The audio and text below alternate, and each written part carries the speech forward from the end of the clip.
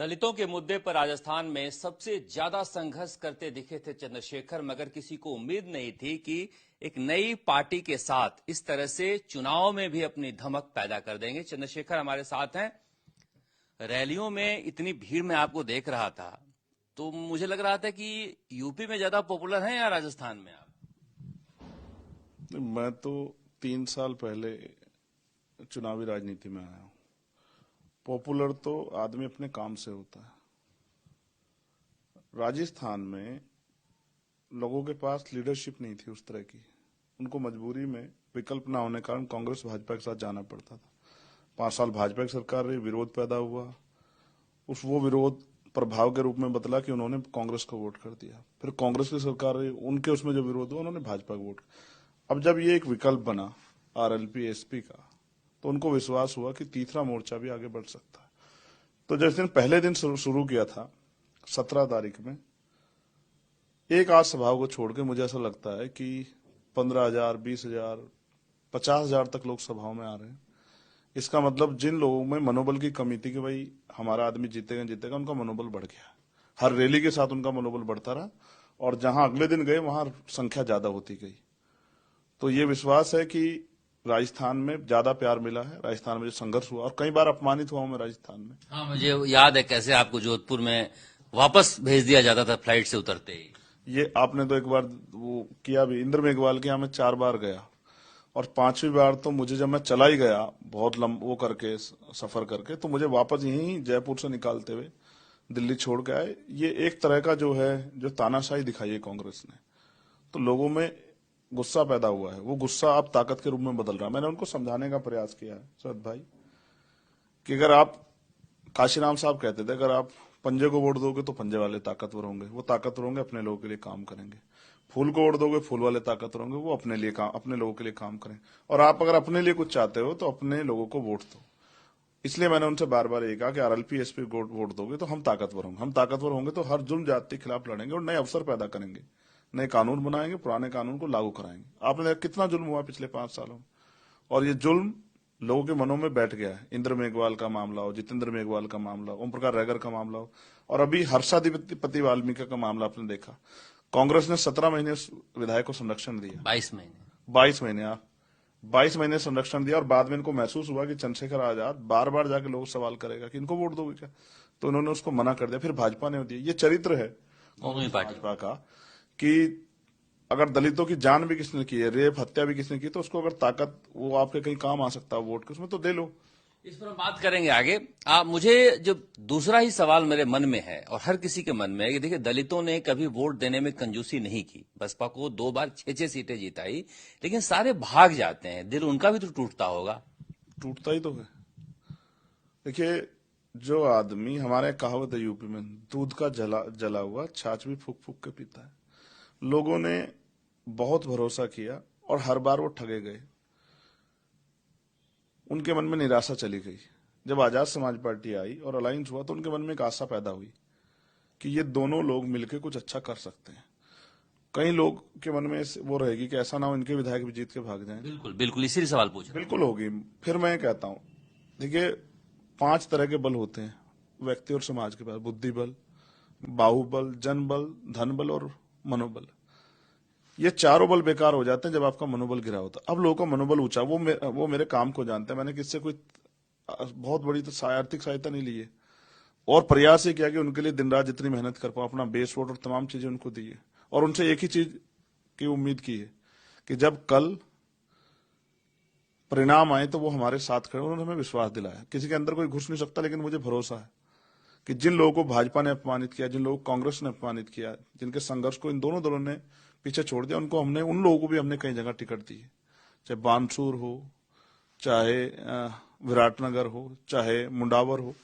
तो जो लोग उपेक्षित हुए, जिन लोगों का अपमान हुआ, और हम लोग भी लोकतंत्र में, मैं समझता हूं कि जितना अपमान कांग्रेस पार्टी ने राजस्थान में हमारे लोगों का किया, उतना ही भाजपा ने भी किया। तो एक विश्वास पैदा हुआ है। ये विश्वास परिणाम की तरफ बढ़ रहा है। मुझे उम्मीद है कि उन्होंने हमसे भरोसा किया, हमने उन पर भरोसा किया, वो भी इस भरोसे पे खरे उतरेंगे।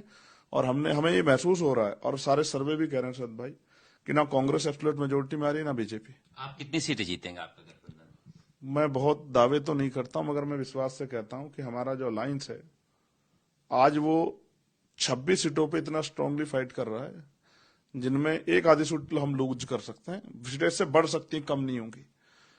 क्योंकि हम जब सभा में जाते हैं, लोगों से पूछते हैं, अपने जो कैडर है उससे पूछते हैं, जानकारी हासिल करते हैं, बूथों की वो देखते हैं, तो पता लगता है कि सामाजिक और जातीय समीकरण भी इतने अच्छे हैं कि उनके फेवर में है।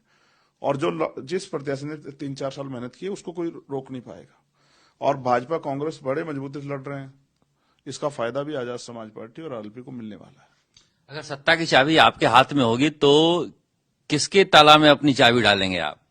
नहीं, हमारे पास तो ताला, चाबी, झंडा, डंडा, नेता है, वो है हनुमान बेनीवाल। देखो, मैं आपके साथ याद होगा, आप यहाँ के सबसे वरिष्ठ पत्रकारों में से एक हैं, और हमेशा मैंने आपको हर मुद्दे पे आवाज उठा दी, सिलेक्टिव मुद्दों पे नहीं देखा मैंने आपको। 1997 में जेसी हॉस्टल का एक कांड हुआ, अपमानित कांड था। ये दो चीजें आपको स्पष्ट करेंगी कि मेरा हनुमान जी से जुड़ने का कारण क्या था। पहला ये कि कोई नेता उस पक्ष, चाहे विपक्ष का हो या जिनकी सरकार थी, कोई नहीं बोला। पुलिस भी उनको, अपराधियों को हाथ नहीं लगा रही थी। बेटी ब्राह्मण समाज की थी और आरोपी हनुमान बेनीवाल जी के कुछ लोग तो उनकी जाति के थे। वो चाहते तो वो भी चुप बैठ जाते, लेकिन वो अकेला व्यक्ति था जिसने बहन बेटियों के सम्मान में जयपुर का मेन रोड पे अपनी गाड़ी लगा के और ऐलान कर दिया कि जब तक बेटी को न्याय नहीं मिलेगा तब तक मैं यहां से हटूंगा नहीं। उनको जेल भेजने का प्रयास किया। आप समझिए कि जब न्याय की बात होती है तो जब जाति धर्म से परे हो जाए, उसको हम ये समझ सकते हैं कि वो सुरक्षित हाथ है। इसलिए दूसरा, किसी के साथ भी अन्याय हो, चाहे किसानों का मामला हो, पहलवानों का मामला हो, जहां भी मैंने उनको देखा, कभी किसी जुल्म जाती हुई, वो आदमी सब चीजों को छोड़ के वहां खड़ा मिला। तो जो कोई लड़ रहा है, स्थापित दल तो बहुत लोग हैं। अब आप समझिए, वसुंधरा जी को मौका खूब मिल गया है, गहलोत साहब को मिल गया है, नया क्या? जिनके पास एब्सोल्यूट मेजोरिटी सरकार में जो नहीं किया। अब गहलोत साहब ने 4.5 साल बाद कहा गारंटी ले लो, गारंटी ले लो, गारंटी ले लो। 4.5 साल क्यों नहीं दी?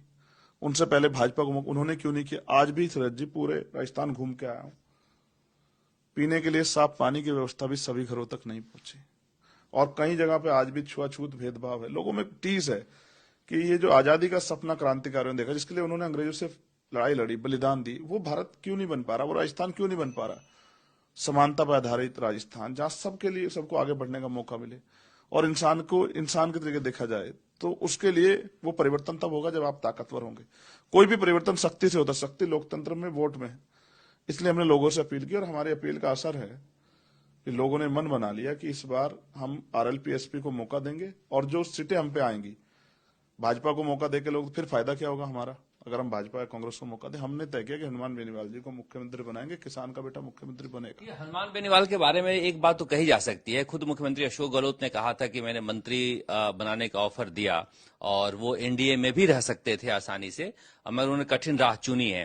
लेकिन इस गठबंधन को लेकर मैं अगर राजनीति से इतर भी देखूं तो पहले जो सामंतवाद के आरोप राजपूतों में थे या फिर बाकी जातियों में थे, वो धीरे धीरे जिन्होंने यहां पर सामंतवाद के खिलाफ लड़ाई लड़ी, जाटों ने, उनमें भी वही बात आ गई थी और दलित जाट संघर्ष ज्यादा होता था। तो क्या इस गठबंधन से उस पर भी आपको लगता है कि एक सामाजिक बदलाव भी आएगा? बिल्कुल आएगा सूरज जी। एक समय था कि जब लोकतंत्र नहीं था तो राजा महाराजा जो कहते थे वो कानून बन जाता था, उसको लोगों को मानना पड़ता था। लेकिन जब लोकतंत्र आया और एक दूसरे की अहमियत का पता लगा, भाई मेरी वोट में भी इतनी ताकत है, आपकी में भी, प्राइम मिनिस्टर की भी एक वोट है, गृह मंत्री जी की भी एक वोट है, मुख्यमंत्री जी की। अब अगर किसी को भी आगे बढ़ना तो सबके सहयोग की जरूरत है। जिनसे समझौता होगा उनके खिलाफ कोई संघर्ष नहीं होगा। इसलिए जब ये जय भीम, जय तेजाजी महाराज के नारे गांव तक गए तो एक एकता बनी। और जो समस्या दलित यहां फेस करते हैं, आदिवासी फेस करते हैं, घोड़ी पे बैठने पे हत्या, मूछे रखने पे हत्या, मटकी छूने पे हत्या, तमाम तरह के अपमान, उनमें एक सहारा जो है इस वर्ग को अपने भाइयों में, किसान जातियों में देखने का मौका मिल रहा है। और जिस तरह ये आज का नहीं है, ये गठजोड़ डॉक्टर बाबा साहब अम्बेडकर, सर छोटू राम ने किया आजादी से पहले। उनको लगा कि अपने वर्गों के हितों के लिए हमें पॉलिटिकल पावर अचीव करनी पड़ेगी, इसलिए बाबा साहब अम्बेडकर ने पार्टी बनाई। और वो जो एकता तब की, और वो सपना जो था, वो सपना साकार होने का मौका हमें जो है वो यहाँ राजस्थान में मिला। एक नया बल पैदा हुआ है, एक दूसरे के सहयोगी बन गए। जैसे किसान का मजदूर का बिल्कुल करीबी रिश्ता होता है, एक दूसरे के बिना दोनों अधूरे होते हैं। ऐसे ये जो अलायंस है, नौजवान, जवान, किसान, मजदूर का, ये अलायंस नेचुरल अलायंस है, एक दूसरे के सहयोगी हैं। कांग्रेस कहती है, मुख्यमंत्री अशोक गहलोत और प्रियंका गांधी, कि हमने रिकॉर्ड संख्या में पहली बार इतने दलित मंत्री बनाए हैं। ताकत तो नहीं दी उनको किसी को भी। यहाँ तो राष्ट्रपति भी आदिवासी समाज से हैं और दलित समाज के भी राष्ट्रपति रहे। क्या एक शब्द बोल पाए कभी दलितों के साथ हुए अन्याय पे? मंत्री देखो, राजनीति निर्भरता के लिए नहीं है कि हम किसी पे निर्भर रहे, हम तो अपने आप अपने पैरों पे खड़े हो सकते हैं। साहब कहते थे कि दूसरों के महल से अच्छी होती है अपनी झोपड़ी, वहां हम मालिक होते हैं। आजाद समाज पार्टी आरएलपी में ये वर्ग मालिक है, ये अपनी बात को दमखम से कह सकता कि आपने पूरे 5 साल कांग्रेस के किसी नेता पर अपनी सरकार से मुखर होकर सवाल पूछते देखे इतने बड़े बड़े अन्याय पे? एक नेता के मुंह से शब्द नहीं निकला। जब ओम प्रकाश रहगर ने सुसाइड कर लिया और 4 दिन में उसकी लाश को लेकर बैठा रहा, इतना बड़ा हो गया उसका मुंह, दुर्गंध आने लगी, उसका वजन बढ़ गया। एक नेता कांग्रेस पार्टी की इतनी हिम्मत नहीं जुटा पाया जो बड़ी बड़ी महासभाओं को कराते हैं कि उस बच्चे के लिए एक शब्द बोल दे। आज जब उसका परिवार मुझे मिलता है और जो पीड़ित उनका परिवार मिलता है, कार्तिक भील के परिवार के लोग अभी तक बैठे हैं, इन नेताओं का फायदा क्या है सरज जी? अगर ये उनकी आवाज में, ये तनखैया नेता है, ये अपने निजी स्वार्थों में अपने समाज को भुला के राजनीति कर रहे हैं। ऐसी राजनीति का फायदा इन वर्गों को नहीं है, कमजोर वर्गों को, ना किसानों को, ना नौजवानों को। आज भी किसान को फाइल के लिए खड़ा होना पड़ता सरकार दफ्तर में। और ऐसे ही अन्याय होने पर, अभी क्या हुआ चुनाव चलते के बीच में, अभी एक बेटी का अपमान हुआ और कोई नेता नहीं गया। आजाद समाज पार्टी राष्ट्रीय लोकतांत्रिक पार्टी का जो प्रत्याशी था वो लगातार लड़ता रहा। मैं आपको घटना बता रहा हूं यहाँ पुष्कर के पास की। ये इस बात का उदाहरण है कि इन नेताओं को सिर्फ ने अपना रिश्ता जो बनाया वो चुनावी रिश्ता बनाया, वोट का रिश्ता बनाया। चुनाव के बाद 5 साल दिखते भी नहीं है उनको, चुनाव में फिर जाते हैं कि भाई हाथ जोड़ने हम आगे। इनकी चाबी दिल्ली में है, ये दिल्ली के हिसाब से चलेंगे और यहाँ जो हमारा विधायक जीतेगा वो जनता के हिसाब से चलेगा और लड़ेगा। हम खुद लड़ते हैं तो हमने उनको भी लड़ना सिखाया। मोदी जी अपनी सभाओं में अपनी योजनाएं गिनाते हैं, गहलोत जी अपनी सभाओं में अपनी योजनाएं गिनाते हैं और दोनों कहते हैं कि दलितों और गरीबों के लिए ये सारी योजनाएं हैं। तो आपको ये जमीन पर दिखाई दे रहा है या नहीं दे रहा है? एक कहावत है, एक बार एक शेर ने सभा बुलाई, जैसे भी सभा हो रही ना भाजपा कांग्रेस की, और शेर ने अपनी सभा में जो भेड़ आई थी उनसे कहा कि मैं आपको सर्दियों में ऊन के कंबल दूंगा। और भेड़ जो समझदार नहीं थी पूरी खुश हुई, ताली बजाई, वो चली गई गांव में जाकर जब बताई तो मेरे जैसा एक व्यक्ति वहां था कि भाई आज तो शेर ने घोषणा कर दी कि मैं आपको ऊन की कंबल दूंगा सर्दी में। तो उस आदमी ने समझाया भेड़ों को कि भाई ऊन आएगी कहां से? जब आप तक आपके बदन से नहीं उतरेगी तो ऊन आएगी कहां से? सवाल ये है, जो ये योजनाएं जो गिनवा रहे हैं ये पैसा कहीं घर से लाए क्या? जनता के टैक्स का पैसा दोनों हाथों से उड़ा रहे हो और करोड़ों रुपए प्रचार प्रसार पे खर्च कर रहे हो, तमाम तरह के जो साधन संसाधन लगा रहे हो। आप देख लो ना, पैसा शराब पता नहीं क्या क्या बांट के लोगों की कीमती वोट को ठगने का प्रयास कर रहे हैं। एक समय था रात के अंधेरे में आदमी आता था पैसा लेके कि भाई मुझे वोट दे देना है, पैसा तुम रख लो। लोगों की नीड है पैसा घर चलाने के लिए। अब ये दिन के उजाले में और सरकारी मशीनरी का दुरुपयोग करके कि भाई पैसा ले लो और वोट दे दो, ये जो लाभ वाली योजना ये क्या है? ये जनता की वोट को लूटने का तो प्रयास है ना। ये जो वोटों की खरीदारी करने का मन भाजपा कांग्रेस बना रही, जनता से सावधान। मैं तो तब मानूं जब सरकार बनने के बाद आप अपनी योजनाओं को क्रियान्वयन करके और जनता को उसका लाभ पहुंचाते। सीएम साहब तो कह रहे हैं कि है जमीन पर, आपको दिखाई दिया कि नहीं दिया? आप देखो ना, जाके लोगों के घर ही देख लो ना, कच्चे पक्के मकान तो लोगों पे नहीं बन पाए। पीने के लिए मैंने आपसे कहा ना, बेसिक नीडेड है, आदमी कोल्ड ड्रिंक पी ले, जूस पी ले, लेकिन जब तक पानी नहीं गले में उतरेगा तो ठंडक नहीं पड़ती। अच्छा, मैं जब भी आप आते थे, चाहे जयपुर आए जोधपुर आए, मैं देखता था कि पुलिस के घेरे में चल रहे चंद्रशेखर आया, एक खौफ रहता था। तो ये खौफ इसलिए रहता था कि आप वोट तोड़ न दें। चुनाव आयोग के राज में थोड़ा सा आपके पास आसपास आज पुलिस नहीं देखी मैंने। देखो, जनता गुलाम नहीं है सर भाई। मैं तो वो शख्स हूं जिसने भाजपा की सरकार में 16 महीने जेल काटी, तिहाड़ जेल गया 2-2 बार। जब मुस्लिम भाइयों पर अत्याचार हुआ उनके साथ खड़ा हुआ, लाठियां खाई, 250-250 लाठियां, नखून खींच ले गए मेरे पैरों के, इलाज बंद करा दिया गया, सूखी रोटी दी गई, सबसे लड़ा। यहां आया, इस सरकार ने न्याय देने की बजाय मुझे बार बार भेजने का काम किया। इनसे भी डरा। जब इन सब चीजों से भी नहीं टूटा तो फिर गोली चला दी, 4 गोली चलाई तो भी बच गया। जनता भाजपा कांग्रेस की गुलाम नहीं है, उनको चाहिए कोई उनके लिए लड़ने वाला आए। यहां सच है या सामंतवाद की जड़ें गहरी, इसलिए लोगों में भय है। लेकिन मैंने भीम आर्मी के माध्यम से उनको आवाज उठाना सिखाया। आज हमारा नौजवान डीएम एसएसपी से जाके आंख से आंख मिला के बात करता है, थाने कचहरी जाके अपने सवाल खड़े करता है, नेताओं से सवाल पूछता है। ये बात लोगों को चुभ रही है कि जिन्होंने कल तक आंख नहीं उठाई वो आज आमना सामना कैसे कर रहे हैं, अपने अधिकार की बात कैसे कर रहे हैं। ये चुभ रहा है लोगों को। नेताओं को चुभेगा लेकिन आम जनता को चुभ नहीं रहा है। अगर बहन बेटों के सम्मान की बात करना, उनके संरक्षण की बात करना, आप बताओ ना मुख्यमंत्री, आप क्रियान्वयन की बात कर रहे हैं, महसूस करके बताओ। एनसीआरबी का डाटा कहता है कि राजस्थान में महिलाओं का उत्पीड़न बड़े पैमाने पे है। मुख्यमंत्री पे किस चीज की कमी है, पुलिस की, इंटेलिजेंस, किस चीज की कमी है जो बहन बेटों के सम्मान की रक्षा नहीं हो पा रही। भाजपा राज में भी ऐसा है, मध्य प्रदेश, उत्तर प्रदेश और यहाँ भी। और क्या बयान देते हैं और क्या करते हैं, कथनी और करनी में कितना सके, तो आपस में ही लड़ रहे हैं।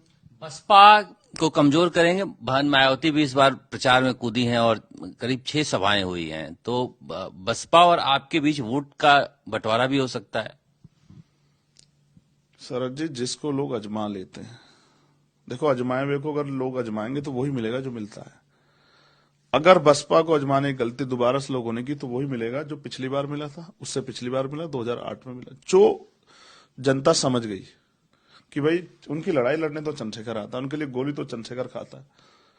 7 घंटे बहते खून में उनकी रैली करने के लिए, उनका मनोबल बढ़ाने के लिए तो भरतपुर चंद्रशेखर आता है।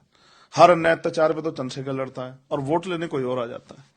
तो मुझसे तो लोग कहते हैं ना, जब तक आप नहीं थे हमने बहुत लोगों को भरोसा किया, लेकिन अब आप आगे हो, आप सलामत रहो, हम आपके साथ खड़े हैं, आपको मौका देंगे। मैं पैदा नहीं हुआ राजस्थान में, लेकिन जब ओम प्रकाश रैगर अपने पत्र में लिख देता ना शरद भाई कि मेरा भाई यहाँ आए, मेरा अंतिम संस्कार करें, मुझे न्याय दिला। आप देखो यहाँ प्रदेश स्तर के बहुत बड़े बड़े नेता हैं, दलितों में कैबिनेट मिनिस्टर हैं, बहुत नेता है, किसी को नहीं बुलाया ना उसने। ये विश्वास कहां से पैदा, मैंने भी मिला उससे।